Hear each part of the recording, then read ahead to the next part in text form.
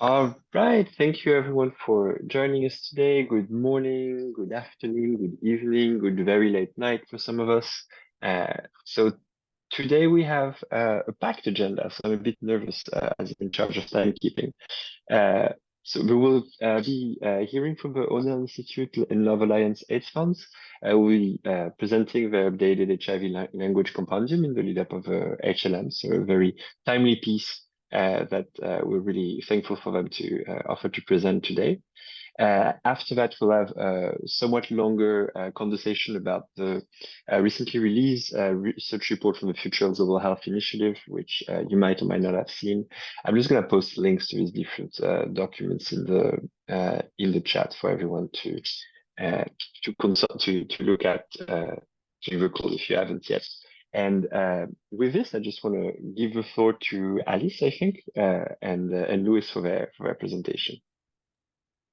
Great. Thank you so much, Quentin, and good morning, good afternoon to you all. Thank you so much for having us here this morning. Just for a very, very quick background, in 2021, there was a small group of countries that sought to remove language on human rights, decriminalization, and harm reduction from the draft political declaration.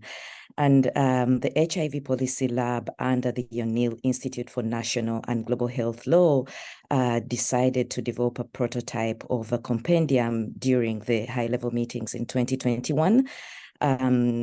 Which was basically meant to, highlight the different language that had been removed, but actually should be part of the political declarations. And this compendium has since been extended by GNP Plus and AIDS funds under the auspices of the Love Alliance.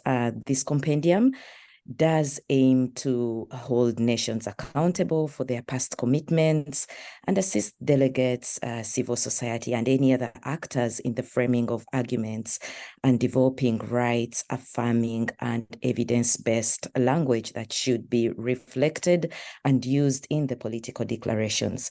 Without further ado, I would like to hand over to my colleague, Louis, who will take us, give us a deeper dive in the language compendium and what we have done this year in the build up to the UN HLMs. Thank you so much. And over to you, Louis. Thank you, Alice, and thank you everyone for having us here today. And Alice just explained some of what I have here. So I'll skip that and just directly mention that the compendium is a compilation of political declarations, resolutions, report, guidances, and other type of international agreed precedents that can be leveraged for two things that we think are gaps.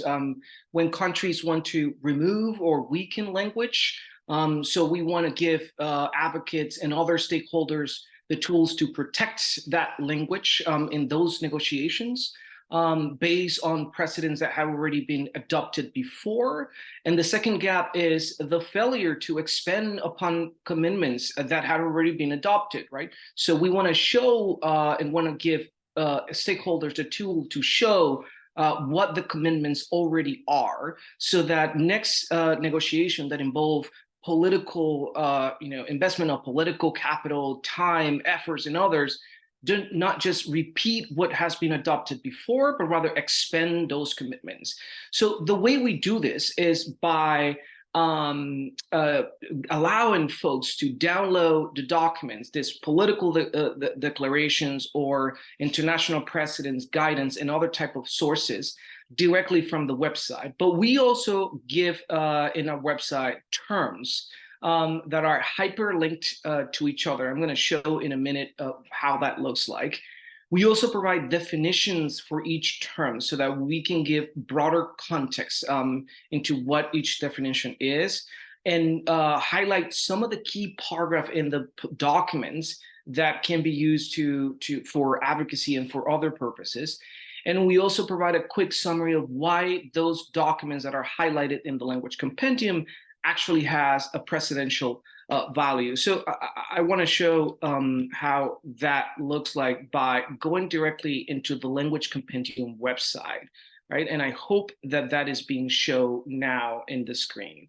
And so this is how the current language compendium looks like. The first two sessions provide some introduction of why language matters, why we decided to do the language compendium. And then the next two sessions provide first the terms that I'm mentioning, about nearly 30 terms that are important for a right-based, evidence-based response. And also the documents that we continue to populate periodically where this type of commitments have already been reflected. So one way we probably want people to use this website is by, so for example, publicly funded research here. And this is one of the topics that have been increasingly become contentious in international negotiations, because like we saw during the COVID-19 pandemic, governments often invest a significant amount of money into the development of health products, vaccines, treatment, and other type of health products. But they fail often to include safeguards in the funding agreements. They fail to ensure equitable access in those agreements. And so what happens is that despite the fact that many of these products are publicly funded, they're often not available to the people that need them the most. And so this has been raised at the three negotiations that are happening at the United Nations in New York related to tuberculosis, universal health coverage, and pandemic preparedness and response. The idea that more should be done when public institutions put money into the development of health products, that is being raised in those negotiations, but it's definitely also being raised at the pandemic accord negotiations. And so we want to inform those discussions and give stakeholders the tool to ensure that broad commitments are adopted in those negotiations. And so, for example, by clicking into that section of publicly funded research, folks can find some commitments that have already been adopted in this regard. Now, no perfect commitments has already been adopted when it comes to publicly funded research.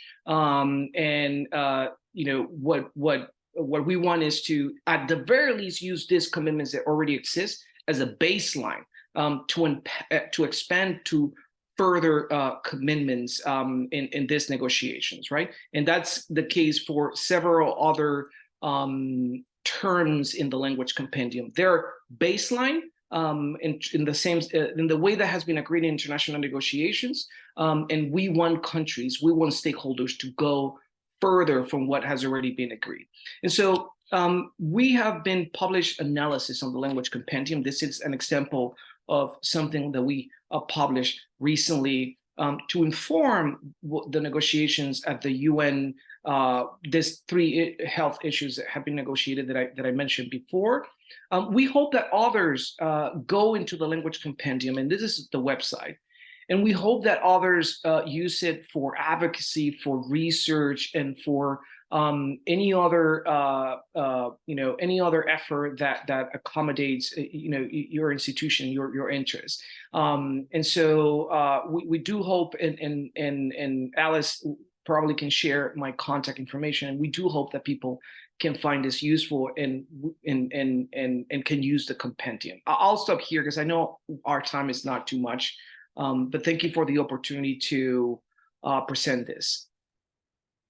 Thanks a lot, Luis. And yeah, sorry to stress everyone out about the time, but we do actually did extremely well respect the time that was allocated. So we even have time for a few questions. So is there anyone in the room who has any questions for the ONLT?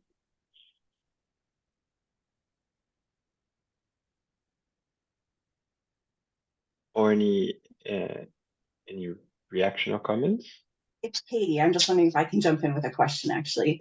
Sorry if I missed this in your present, and then I see Peter's raised his hand politely, so we'll go to Peter after. But I'm just curious if, in terms of the work, the latest sort of round of updates, whether there's anything in particular that struck you as different in terms of, like, is there more pushback on specific types of language now than there was a decade ago, or anything like that? Just because it's such an incredible resource, and I think you can see the comments, people like, oh my gosh, this is so powerful and so useful. And I know in sort of our work around the TBHLM, we use the compendium as well and referred to it because it's just such a great resource. But yeah, I'm just curious whether or not in the latest sort of rounds, whether you've been seeing sort of anything in particular that's more challenging to get language to stick to what's already been agreed to, or the language that is being agreed to is not quite as maybe progressive or as far-reaching as we would hope for. So that's my question, and I'll pass it to Peter for his question, and maybe we can get you guys to respond. Thanks. Yeah, my question goes pretty much in line what you just raised. So first of all, it's a brilliant work. It's absolutely helpful. I did read through some of the parts at the web page this morning, but I wanted to know: is there any sort of, or do you have the idea to sort of analyze these different languages that are used? Because what you do now, and I do understand that you would sort of show one declaration after the other, how it develops over the years. But as someone who is not so much into the subject, it might be just good to come up with some ideas on how that developed and how is it how it's threatened. And this is basically the same question that Katie probably had, right? So thanks so much. Alice, I can take that one. Sure, I will take the first one. Do you want to go first, Luis, or? I'll give a comment about both, I guess, and then maybe give you the chance to expand or fill in whatever I miss. So the expansion of the language compendium was very recent. Our priority was to be able to influence the UN high-level meetings that are happening essentially pretty soon, and where the texts were being negotiated in the weeks just prior. And so we our priority was to upload those documents, to have the text, and to send out analysis and disseminate analysis on the current text. But it's very much our interest to compare how those new texts compare to what was happening before, and how the language is evolving either for better or for worse. And I wouldn't be surprised if both things are happening. Now, we are looking for spaces to continue to disseminate this work. The phase of analyzing it's going to start now, because the high-level meetings in New York are now in the phase of concluding. So we're going to do analysis, including by comparing the language that is adopted in New York and how that tracks with prior commitments. So that's something that we very much want to do, and I really appreciate the interest and the ideas, and we definitely want to incorporate that. One trend that we did see, and that we haven't sort of processed in a full analysis, but we did notice in updating the current terms, is an increased number of language or increased language in general on issues related to access to medicines and health products in general, largely because I think reflective of the what happens during the COVID-19 pandemic. So language about local manufacturing capacity didn't exist before, and now we're seeing that language increasingly more often in declarations. Language about technology transfer is popping up more frequently in declarations and international documents. Of course, language about use of trip flexibility has always has existed for about 20 years in declaration, but now we're seeing that not just the use of trip flexibility, but local manufacturing and technology transfer are also being mentioned more frequently. Yeah, so thank you so much, Luis. And just to add very briefly that we are also seeing a pushback on a language that we have consistently been, advocating for language to do, for example, with people living with HIV and those affected by HIV, language to do with community leadership and community-based responses. Those are some, that's some of the language that has been pushed back by a select countries, and we need to work as much as possible to ensure that this language gets back in the political declarations. I mean, so much more analysis will be done, like Louis said, from now moving on, and we'll be happy to share much more of the analysis at sometime towards the end of this month. Thank you. Thanks for that, Alice. I just noted a question in the chat regarding whether the document has been adopted by member states and whether it can be used for advocacy at the country level. Answering that quickly, because I think it's important to note that the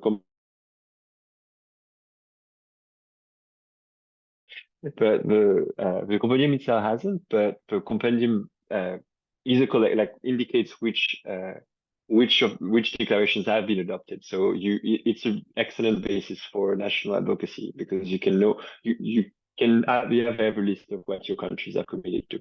Is that a fair? Just checking that Alice and Louis had an email. Excellent. So I didn't say anything completely stupid. Yeah, I'm gonna put more insights in the chat, but yes, that's a fair description. Use the presidential session to understand what the status is of that document. Wonderful. Thank you so much. Thank you so much to both of you, Alice and Louis. And sorry, the reason for that whole rushing through the first part of the call is because we have a very meaty second half, and I'm worried to cut short. So thanks a lot for being so respectful of allocated time. So it's nice when my work is a bit easier. And so without further ado, moving on to our discussion of the future of global health initiatives. So to set a bit of a stage and to avoid too much of a backlash, as we do a 180-degree tour in a completely different topic. So the Future of Global Health Initiative is a project that was launched in against the backdrop of, after COVID-19, there's a lot of attention to global health. Some of that attention came in the form of scrutiny and criticism. So there were a lot of initiatives trying to fill in gaps that had been identified. So we had the pandemic accord, pandemic fund, the medical countermeasure that is not being pushed, etc., etc. So all of these additive things, but there's also discussions about reforming existing infrastructure. And in that context, Wellcome Trust funded a process of research and consultation, tried to put together a vision of what the 10 to 20 years future of global health initiatives would be. That term, global health initiative, I will say about 1 million times in the next 5 minutes, refers to all of these funding mechanisms that have been created around specific issues in the past 20 years. So that includes the Global Fund, CEPI, UNITAID, Gavi, etc. Well, I'll name a number of them, but I've covered in the report on the next slide. But just to say that as GFAN, we've been really interested in those conversations because we ourselves have been, articulating a certain vision of what we want to see the Global Fund doing in the mid to long-term future. In particular, in our involvement in global public investment GFAI conversations, but we'll come back to that. But just to say that we're following this conversation. We're quite excited about the report that just came out, which is a first step of first outcome document of that Wellcome Trust project. And we were not completely happy with the content, but again, I'll leave that for the conversation. So very quickly, I'll give an overview of the content of the report and the recommendations in particular. We'll do some very quick comments with Katie, and then we'll move on to a panel conversation with some very illustrious guests that are joining us on the call today. To give room to that conversation, so very quickly, talking about methodology and the research question that is addressed by the report. So the content of the report is based on a series of consultation and surveys. About over 300 people were involved were consulted through various channels. About 140 of them were individually interviewed. So there was a lot of effort put by the team behind the report to consult, to reach out, to try to get the opinions of experts on where they saw the future for global health initiative, what worked, what works, what doesn't, etc. And the angle taken by this consultation and the report more broadly was not a focus on the mandate of this or that organization, but a broader approach focused on UHC and how altogether these global health initiatives were supporting countries in achieving and maintaining UHC. The scope of the report was limited to 6 global health initiatives: the Global Fund, Gavi, CEPI, FIND, UNITAID, and the Global Financing Facility. But noting that most of what we'll be discussing in terms of key findings are really related to the Global Fund and Gavi, which are like the two GHIs that are really at the center of the meat of the report, even if the other ones I mentioned here are there. So those key findings, I'll be very quick. It's a long report, it's about 50 pages. The findings are about 20 of those pages. So I won't go through all of it. Do read the report. But the report sets the stage by talking about an overall trend. They see a parallel rise of development assistance for health over the past 20 years, and the creation of a number of what they call vertical funds or mechanisms around disease-specific interventions, and a circumvention of implementing governments with money that is being funded directly to civil society or INGOs in country for implementation. They discuss a number of positive impacts of GHIs. It's a relatively short section of a report, about 3 pages. They talk about, the fact that overall they've had a lot of impact on specific issues. They've helped with access. They've helped with access in particular of vulnerable populations. These are things that we often talk about in these GFAN calls, and we got to a Global Fund in particular, and they are all addressed within the report. But the meat of the report really is about the challenges and intended consequences of these global health initiatives. And here it's a significantly larger part of the report. A lot of things are touched upon. We talk about mandate creep, the problem of a disease split of a global fund, the problem of the types of result metrics that are being used, and KPIs, the short funding and implementation cycle. There really is a lot covered there. A lot of these criticisms aren't new. They're things that have been talked about in the past in various settings. That report brings all of them together and tries to articulate them into a coherent critique of the current system, which I think doesn't particularly work, but I'll leave the panelists to share their opinions on that. And so using this key finding, the report makes a number of recommendations. They grouped in 6 themes, and they fall. Sorry, I didn't mean to skip that. Let me go back to the previous one. So the 6 themes, I won't cover them in detail because we'll talk about a number of them one by one during the panel discussion. But they really fall into 2 categories, which I think are important to highlight. Some of them are really tweaks, things that are quite grounded, that are being actively discussed by a number of these global health initiatives, including the Global Fund, have to do with encouraging transparency with government, more cooperation across global health initiatives and governments, better alignment with national plans and priorities, some changes here and there in terms of KPIs that are being used. All of these tweaks are all like most of them are fairly sensical. They clash quite a bit with the content of the key findings in the report. They don't feel like they address the extent of criticism that is levied at the global health initiatives in the core of the report. And among those recommendations are sprinkled a couple of really significant changes and revolutions, really complete overhauls, including major changes to the mandates of all of the largest global health initiatives, the alignment of all of their funding and implementation cycles, and the extension of the cycles from 3 to 5 and plus years, fusion of teams at the country level and the hosting of these teams within governments. All of these changes, which are better aligned with the overall tone of the report, but aren't really discussed in length and analyzed in the report. And it's a bit challenging because the report attempts to put together a vision and is very extensive in his analysis of the problems with the current status quo, but doesn't put as much analysis in trying to understand what would be the long-term consequences of some of the recommendations that are being made and whether they would be they would work or not. Especially, I think, in terms of fundraising, which is a big issue. So some initial thoughts, and I will for this give the floor to Katie to cover those. Yeah, thanks, Quentin. And I just wanted to say, you know, we really hope that you have the opportunity to read some of the report and the recommendations for yourself.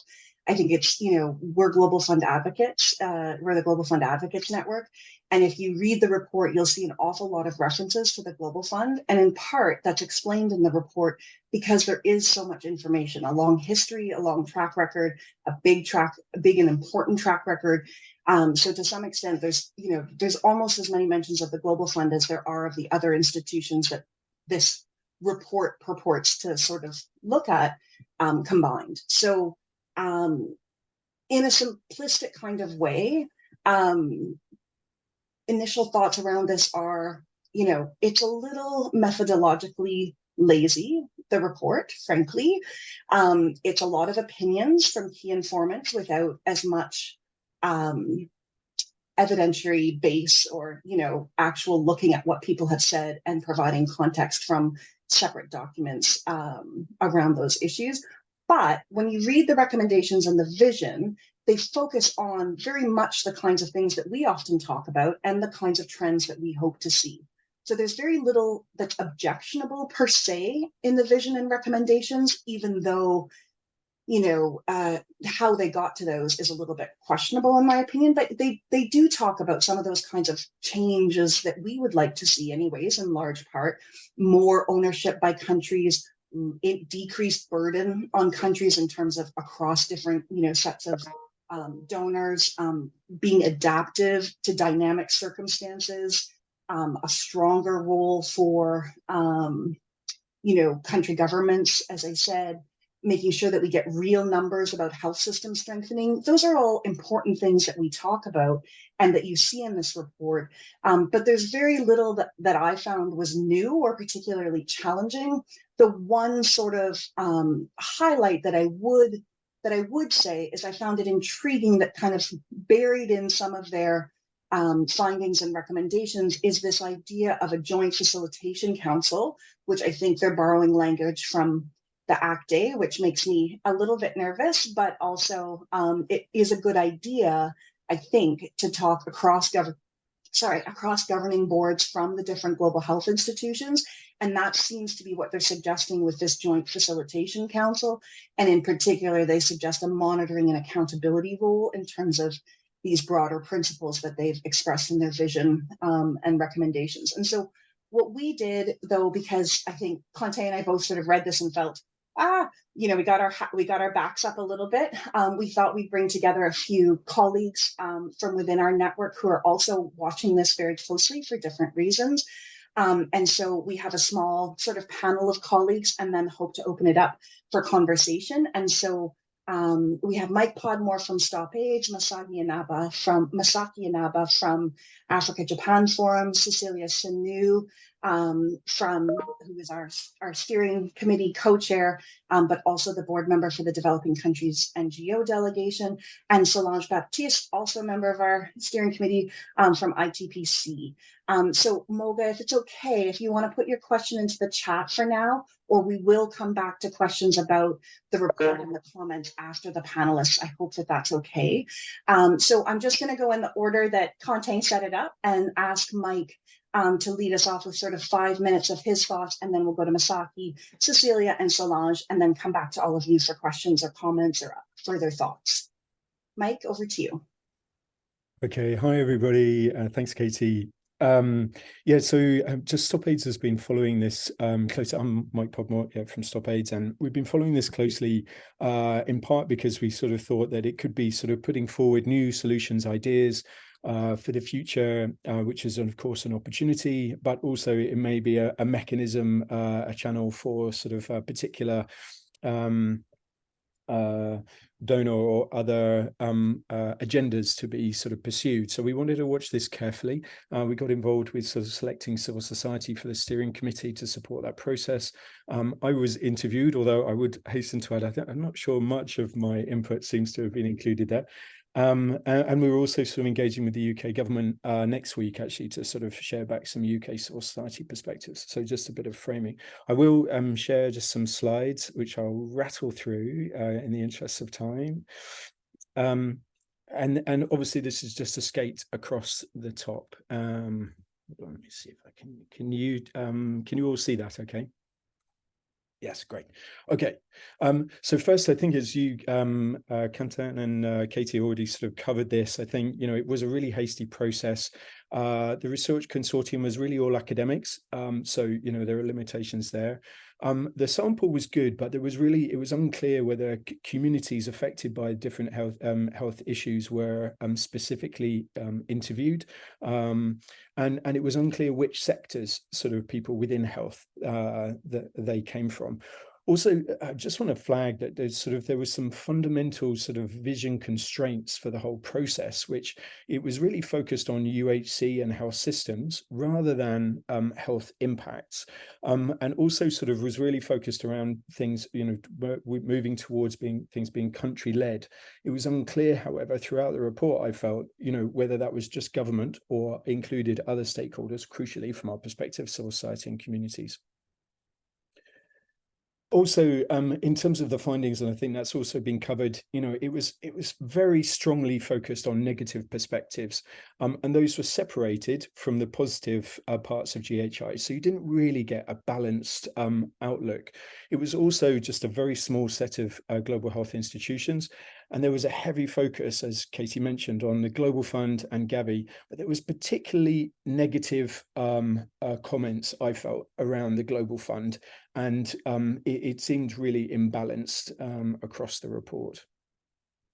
In terms of key takeaways, I think one thing that really came out strongly for me was that, irrespective of sort of, those challenges of the process and the sample, etc., there was a lot of dissatisfaction out there from certain stakeholders, and it would be great to sort of understand more about who they were. But one can assume that they were sort of, a lot from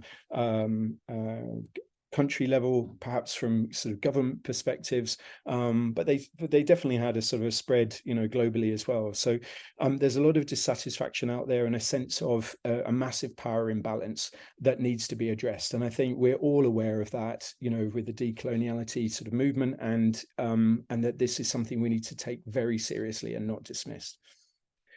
Also, this very vague concept of country ownership, I sort of mentioned that, no recognition really of the key role of civil society and communities in country ownership and decision-making. And there was a lot of reference about GHIs exiting from countries due to the funding constraints, but this is a reprise of the old dynamics, old discussions we've been having with donors for a long time. And actually there needs to be a lot more focus on transition and change to the different role of GHIs in those countries, because we certainly believe that GHIs have a role in middle income countries and possibly even high income. Also sort of the calling for country-led coordination, but really harking back to sort of old solutions. It's reminiscent of the IHP, aid effectiveness, and some of the old methods. And I think we need to learn the lessons of what went wrong with those in order to sort of propose new solutions. I'll just briefly sort of run through sort of brief comments on the recommendations that Kantan sort of touched on. The first one around the focus on UHC and burden of disease. There does need to be a focus on UHC, but only from my perspective, as a key mechanism for delivering health impacts, and that didn't come out strongly in the report. I also think that, we need to have we need to develop a clear plan on how we rebalance around the burden of disease as we go forward. And so that was also sort of a focus on that was welcome. In terms of, sorry, that should be number 2, on strengthening systems and integration, there definitely does, and we've been talking about it with the Global Fund, it needs to be better support for longer term system building within grants, etc. But and this wasn't covered in the report, integration must be moderated by the needs and lived realities of the most marginalized. So we can't just be integration at all costs. And the third recommendation around reducing costs for countries and increasing efficiency, I think, generally we'll agree, although there may be detail there to discuss. On the fourth, around supporting country ownership, this is really important. And as I referenced, it has to be about shifting the balance, but not simplistically. We must recognize country level challenges. We must democratize who makes decisions in country, and we must recognize the ongoing role of GHIs in all countries, particularly sort of building on, the global public investment idea of them and as a global public good. The fifth recommendation around more effective alignment, Katie already mentioned the Joint Facilitation Council, and I think this is interesting, but we must learn the lessons of Act A and or make sure it's aligned with the GAP process and the GFF alignment and other things that are out there and the FGHI process.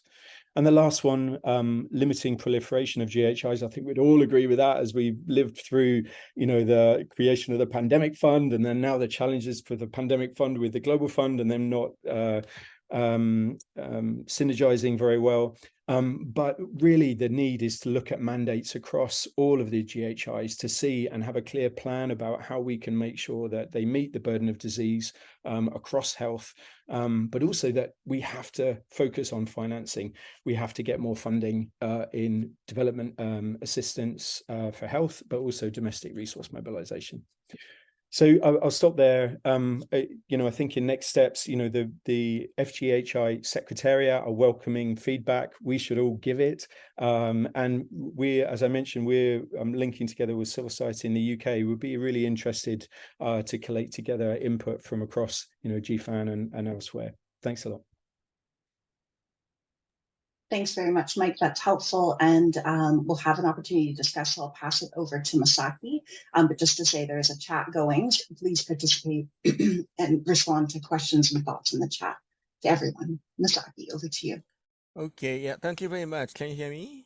No problem. Okay. Yeah. I totally agreed with the Mike's how say presentation, and how said very much what I would like to say is very much similar to Mike, but probably different perspective have been included, so that probably my speech will be also what one is that how say the FGHI is very important for us because that the outcome of the discussion will be very much influenced to the next eighth replenishment of the global fund. It is one thing, and secondly, it reflects the the sentiment of the donor countries' fatigue on its support for the global health initiatives, including global fund. Especially the last year, there were many replenishment of many GHIs, and without coordination, so that many donor countries are very much in the aid fatigue for the global health initiative, so that they want this kind of reform of the more alignment of this kind of global health initiative. So it is a kind of a good timing for them. And thirdly, it reflects the current transition of the disease burden of the from the infectious diseases to NCDs, especially in the low and middle income countries. The infection and NCDs has been more disease burden, so that the people and also that especially the health experts will think that this kind of transition is necessary from the infectious diseases to the NCDs, a kind of balanced approach, and so that it is somewhat a good timing for them.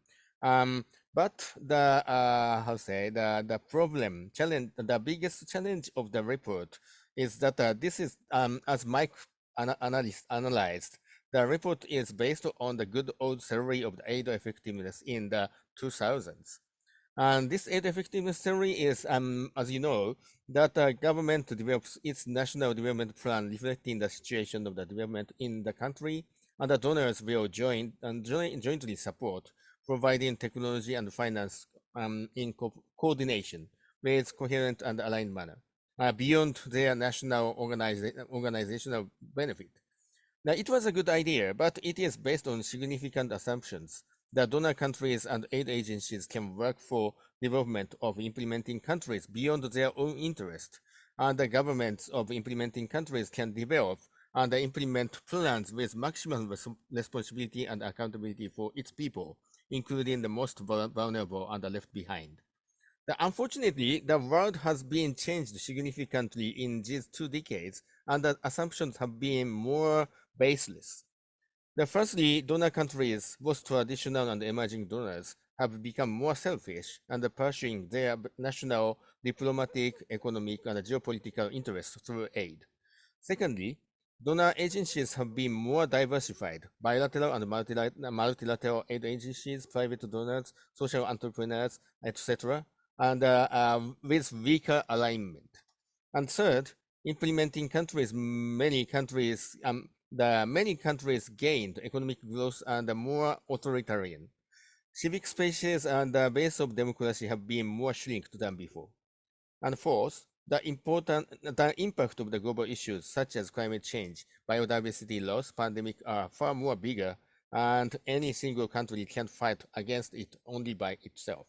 And the fifth, because of the widened economic gap, there have been more people and communities left behind.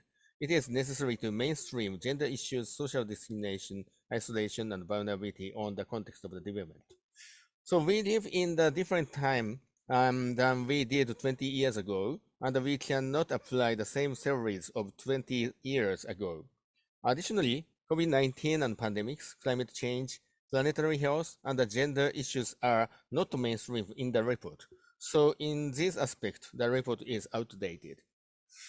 So we experienced the global financial crisis, COVID-19 pandemic, and the economic and the geopolitical instability in the post-COVID-19 era, and have been successfully reformed ourselves with the Global Fund, and have made strong efforts to achieve more equitable access to health services for everyone, including the people most left behind, with stronger advocacy and develop multi-stakeholder approach to enable our mission. So we need to be proud of our history. Actually, a good national health strategy can be developed not only by the government itself only, but also the coherent efforts by different stakeholders through democratic and participatory multi-stakeholder process, especially civil society and communities. Global health initiatives can be better aligned and harmonized by the participatory multi-stakeholder governance with the maximum involvement of civil society and communities. Currently, there have been more voices of the communities with non-communicable diseases, mental health, dementia, diseases caused by environmental pollutions, etc., to invest more for them. Without these voices and the demands of the people and communities, we can't expect the government, neither donors and implementers, to plan and implement investment and efforts based on national health needs automatically. So we expect the FGHI to amend the report based on the principle of human rights, participatory democracy, accountability, and transparency with full consideration of the crucial role of the civil society and the communities. And also we need to support the representatives of the civil society in the FGHI steering group. And also we need to involve more. We need to involve ourselves more as a kind of especially the people who are in the governance structures of the GHI, including Global Fund, Gavi, and Sept, and also the other 3 or 4 GHIs in reflecting in the report. So thank you very much. Thanks, Masaki. I'm going to pass it over to Cecilia, I believe. And just a reminder that we're at 15 minutes to the end of our call, so not to cut you short, Cecilia and Solange, but if we could keep to time, that would be helpful so we have an opportunity for some questions. Thank you. Thank you very much. Good afternoon. I will not repeat most of the things that Mike and Masaki has already talked about because they've raised most of my points. Please, can you hear me? Yeah. Yes. Okay, so just to say that all the criticisms are very valid because these are the feelings of the key persons involved in the overall global health initiative and response. And what is clear from these responses are that the structures and mechanisms that are put in place, for example, at the Global Fund Board table, are not well shared and communicated across a wide range of audience at country level, because we realize that information reaching countries actually is not very well structured. And so a lot of things are done, but various countries don't hear it unless the country team come out with key issues. But a significant part of the governance, which ultimately lead to ensuring country ownership, is to have a much more coordinated, integrated approach among all donors across countries. While this has been suggested, it is indeed an aspect of programming that the Global Fund in particular has been including as part of its grant-making processes at country level, where everybody is involved at all levels in the country. Now, looking at the issues on strengthening the CCMs, countries, the strength of CCMs in some countries to be challenged in some regions are not very strong. And we have examples of countries where government and ministries are not being inclusive in their decision making, in their allocation of resources. And this indeed requires all donors who contribute to GHIs to hold governments accountable, whether it is through cutting of grants, etc., when they fail to do what they have agreed to do, and also to create space for key and vulnerable population to actively partake in a lot of discussions that is going on, and also hold government and implementers accountable at that level. The challenging the secretariat, it is the role of each constituency to individually and collectively challenge the work of the Global Fund Secretariat, bearing in mind that their work is guided by the Global Fund Board. The Global Fund Secretariat is under constant scrutiny, and there have been and continue to be many instances where the Global Fund Secretariat is challenged, certainly by the developing country NGO delegation constituency and communities delegation and developed country delegation about the work to which they are engaged to do, and we continue to do that. Focus on recommendations. An exit strategy is useless if it is not intentionally guided by a practical approach, one of which takes into account each country's ability to drive and fund their own disease programming. There has to be a realignment and recategorization of countries to better reflect their true economic state, and this categorization will impact the expectations of countries to transition from funding. This has been something that developing NGO delegation has been constantly advocating for at the board level and at all levels that we engage our constituency. If we put our funding through government as partners, except for the specific services that government cannot deliver, who then monitors this and ensures that services reach our hard-to-reach population when donors exit countries? And if civil society and communities are not effectively strengthened to take ownership, if people affected by the disease are not well empowered, they are only empowered on paper, but when it comes to really doing it, it's not working. We have to have structures that are put in place that are integrated and find balance among government partners and civil society to do the work on the ground that is needed. It must be a structure that has both partners working together. This means putting into place, for example, designated funding streams and resources to CSOs, especially to manage and maintain services during disasters and pandemic. We are aligned with the recommendations, but we need to critically look at the recommendations that are very important, and to ensure that greater engagement of civil society communities, key and vulnerable population, are key to some of these things. And we really want to continue looking at that, especially at the governance level, where Global Fund resources actually get, to ensure that we have those strong systems that will continue to play the key role that we're supposed to play. And so these are other issues we want to talk about, how other points beyond governance, funding organizations' responsibility in coordinating among themselves and collectively engaging countries is very key. Categorization of countries to realistically capture their economic realities is needed, and to determine UMIS, LI, etc., holding countries and government accountable for the funding agreement to which they have signed, agreements which are based on fundamental principles. I think with these key points, ensure that the integrated approach of implementation and others are very key, which everybody is talking about, and is in the report, which is very important, and in the categorization. Thank you. Thanks, Cecilia. I appreciate it. And Solange, we'll pass it over to you, and just encourage people who may have questions or comments to raise their hands, and we will get to as many as we can or place them in the chat. So Solange, if I could pass it over to you.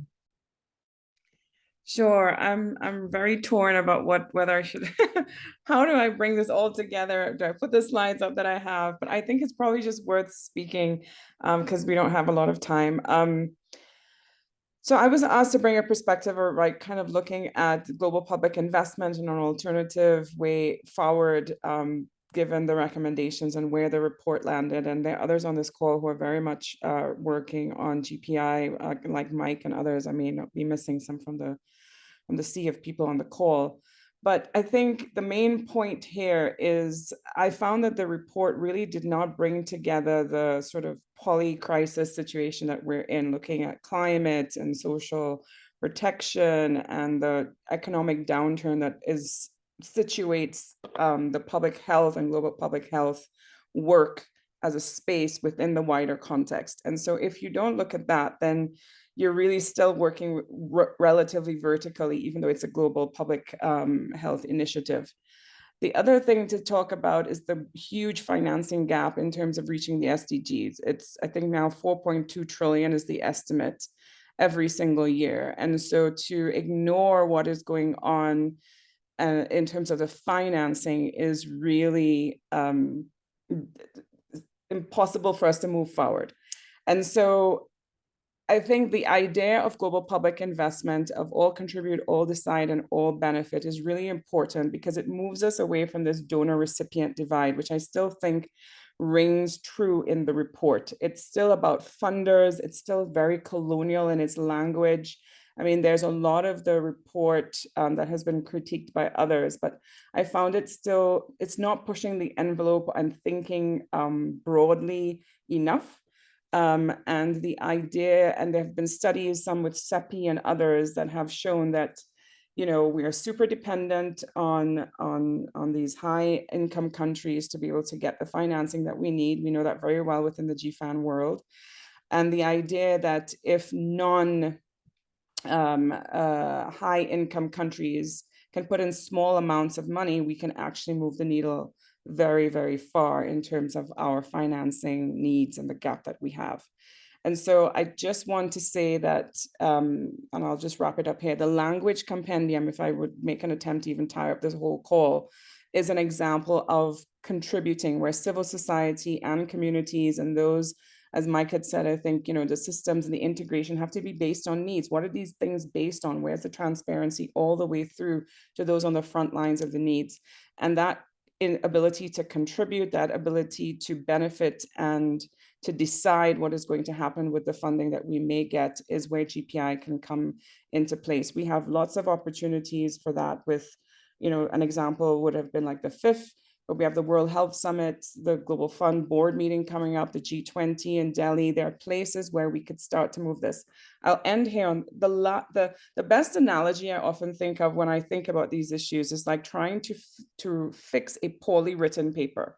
And you either can go in with a red ink pen and be like, no, change this line, fix this. And then you're looking at 6 to 12 pages of just red edits.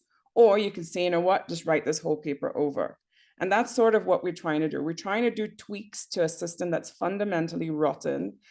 And we don't have the privilege of just burning it all down, which is pretty much what I would suggest generally. But so we can't do we can't just simply tweak and we can't just burn it down. So we have to kind of find inroads where these principles of all benefit, all decide, and all contribute, whether it's lower income countries or it's also communities and civil society, those on the front lines. I really try to say a lot in a short period of time, tying in very big concepts. So I will stop there before I say more nonsense. But yeah. Thank you, Solange. Appreciate it. And I really appreciate the thoughts from, from the colleagues who are engaging in this from, different perspectives. So we do have two hands raised. Mocha's been waiting very patiently since we began, and Alix as well. So let's go to both of them. We only have a few minutes left on the call, but invite those who are able to stay a few minutes a few minutes longer would be great. But thank you to all of our, colleagues who spoke today and presented their sort of thoughts and reflections. Mocha, over to you. So in addition to everything that was said, which I agree with just about everything, I just want to add that this is deja vu, what the recommendation about country ownership and health system. Well, we had the International Health Partnership before, and it tried to work at a country level, and it didn't work. In my humble opinion, I think it didn't work because the donors were not really buying into it. They wanted to put their stamp on every product or every service or everything delivered in developing countries. Developing countries also, I wouldn't not blame our governments. They really didn't take it as an opportunity, so they didn't take it serious. And then eventually it was put as either the Global Fund, particularly, either the Global Fund or the IHP. So of course, the Global Fund fought hard, including us, about, trying to say, no, it's not either. Anyway, so it didn't work. So why we're doing it again? The issue is they're saying, put a halt to new initiatives. I agree with that personally. I don't want a new pandemic fund or anything like that. But anyway, and then they're proposing this committee or whatever for monitoring and this council for, oh my God, do you want new ones or do you don't want new ones? And it just gave, thank you. So it's just that mentality of we will fix it from here, sitting in Geneva or Oslo or whatever, we'll fix it from here. We need a council as donors. We need a council or something so we can have the influence rather than what it actually means, this country ownership, what it means. As somebody who actually provided health service as a doctor, I know you can do the using Global Fund, Gavi, all this at the country to provide service that is not vertical, that is health system. You could do it on the ground. You can fix it there, but you can't fix it from Geneva or whatever, except with more meeting. So there's more about what it actually means, this country damping, in addition to everything you said. I've got other comments, but again, Unit 8 is just not there at all. The regionalization and how this transition, does Gavi as just a procurement? Gavi is different from the Global Fund. Gavi is just as procurement, really. Can this function be transitioned to the African Union new system for procurement, for example, or not? But of course, donors wouldn't do that. They don't want to do that because they want to control decisions in Geneva. In Africa will control its decision. So we don't want that. So I think, they have to fundamentally change the way they think about global health, rather than kind of fix things like a marionette from above there. Anyway, I think it's a bad report. Thank you. I think there's others who feel that way. And I think we have to turn some of these thoughts into something that, pushes back. It's not about, red copying the current report. It's about pushing back on the larger premises. But so thank you for those thoughts. And I'll pass it to Ali. Sorry, my final thing. What authority do they have to give recommendation to countries and ask countries to implement, and then they monitor the implementation? They have no authority. And I think the best thing, whether it's read it or throw it out, just thank you for your effort.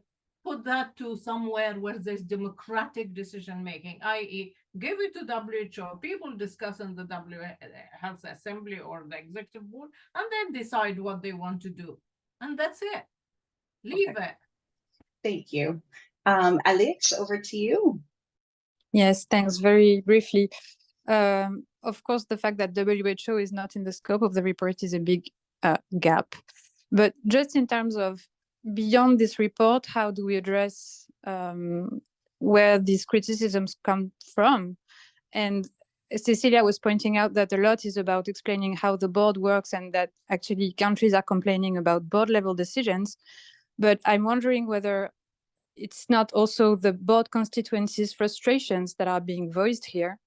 And those frustrations we know very well. We've heard those criticisms for years. I've worked for a board constituency and I've heard them from many, many constituencies.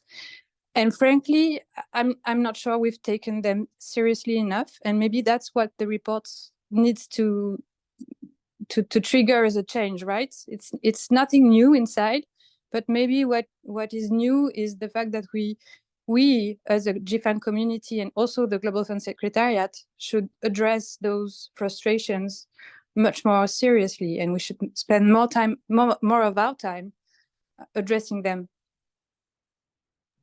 Yep, I read that section and note Mike's comments as well in the chat about this sort of the board criticism that's in there, as opposed to, kind of ignore some of the power dynamics and some of the long held sort of issues that we know about on the Global Fund board in particular, but probably some of the other ones as well.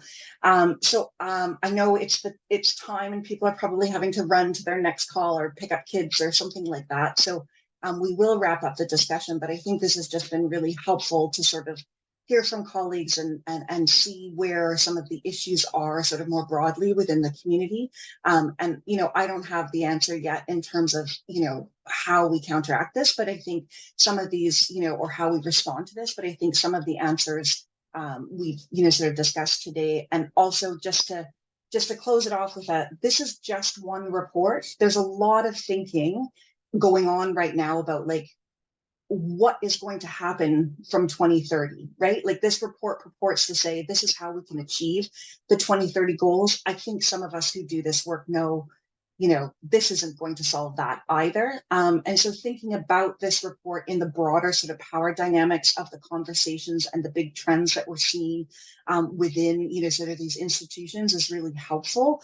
But also it has a specific place. It is one institution's sort of approach and look at this, and it was flawed in terms of how rushed it was, in terms of the methodology, in terms of the research questions that it was meant to address. And so we should address this, we should respond to it, we should engage with this, but we should also remember that this is not necessarily going to be that space that we, for a long term that we need to engage in terms of, I think what we care about, which is the broader sort of structure and how we ensure community and civil society, space within that, as Moga said, democratic sort of places for decision making and so on. So that's my simplistic view of it, just to say that it is important to continue to engage with this process, but also to remember there are many other places for these conversations.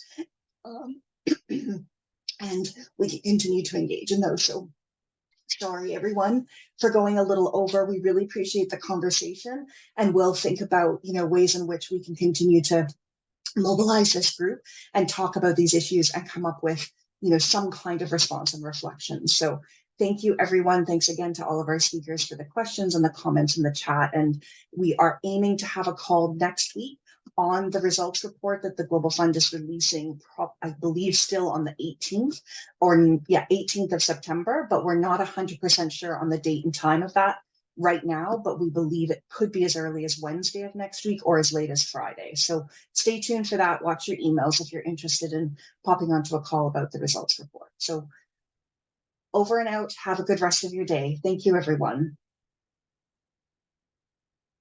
Bye, everyone. Thank you for coming.